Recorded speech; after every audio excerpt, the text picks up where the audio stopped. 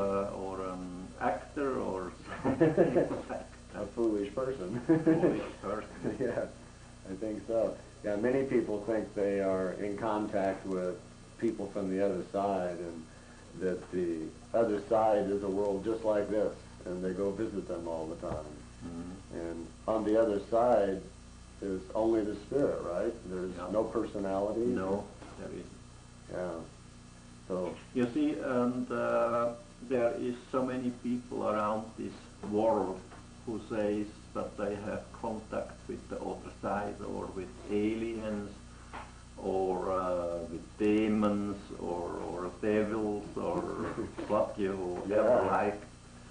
That's all not true. That's the most of them.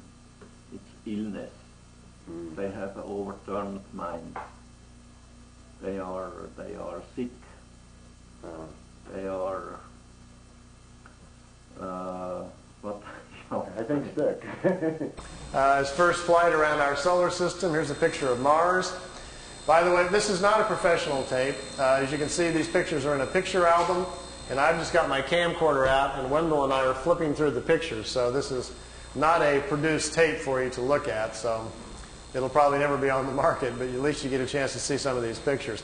This is Mars just from a different direction with the sun very bright on it. Now, here is Mars, but here's one of these satellites. It's in orbit around Mars, made on Earth, unannounced, and is in orbit. This is the spring of 1976, and this device is in orbit around Mars. I don't know exactly who made it or who put it up there. Here's another one. This is Mars again, and here's the light panels, solar panels, and the satellite equipment in orbit around Mars again. This is a different one. This is a dust storm on Mars. Billy wanted to get close and try to take pictures of artifacts. You've all heard about some of the Sedona Plaza on Mars, about the face on Mars, that Richard Hoagland and other people have been looking into. Billy published a paper back in the 70s talking about that. There was a race of people lived on Mars. They had a terrible catastrophe about 186,000 years back. At the time, there was about 40 million people killed on Mars, and they're all gone now, of course. So there were societies there, and we will find quite a few remains of their civilization once we get up there. Here he's on board one of their large motherships. This is the side or the edge of a saucer that was parked inside as he was walking by it. Here's Jupiter. Here's the mothership in orbit. They're flying into it to go aboard.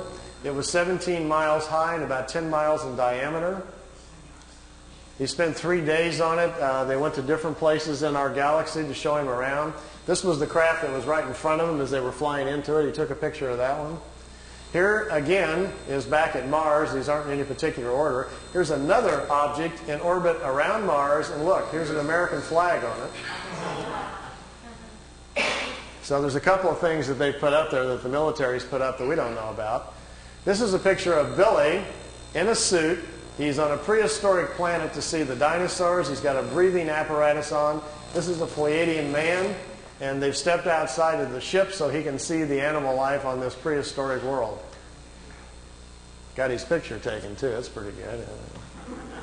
This jumps back here to, remember the Apollo-Soyuz hookup, us and the Russians back in '76? Billy asked him if he could go up and watch it. They said, okay. They took him up. There's several pictures here of the Apollo-Soyuz hooking up with Earth in the background. Some of the wildest pictures he's got. I mean, just look at the vantage point. The planet's in the background. How else would you get this picture unless you were up there at that particular vantage point? Not a lot of people have that in their photo albums, you know.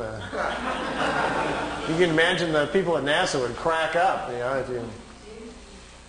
They'd probably find it a little hard to believe at first, but they don't have pictures like this.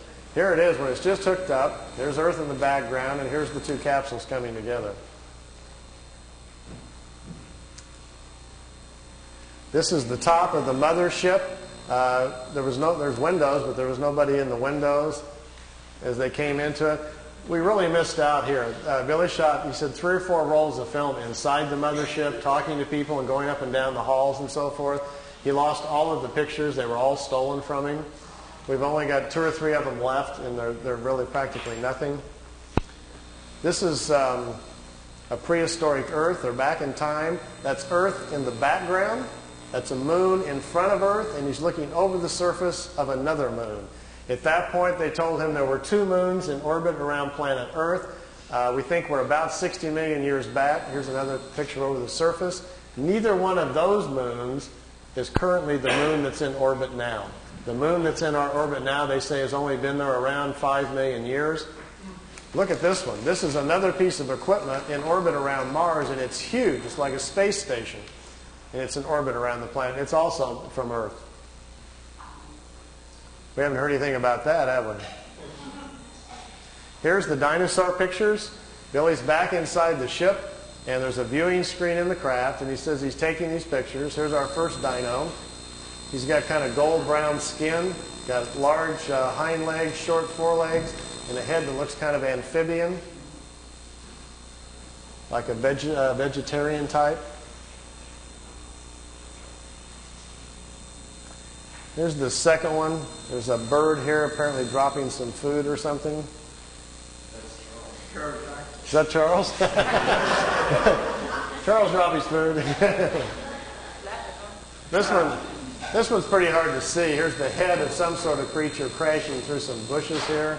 It's hard to tell. I know it's probably hard to see these anyway from back there, but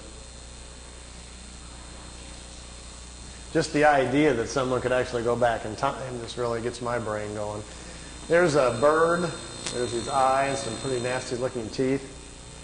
And the last picture after this one is the strangest of all. It's a plant that has an insect head. Billy calls it a plantum. They were trying to explain to him how the evolution of different life forms goes. How, for instance, here's a plant life when the plants are the food kingdom of the world. When the plants evolve to a certain level of evolution, then these lower order forms, here's a small head, and this head is part of that plant. There's these 2 little eyes. It's an insect, the beginning of insect life on the planet when the food kingdom has evolved high enough.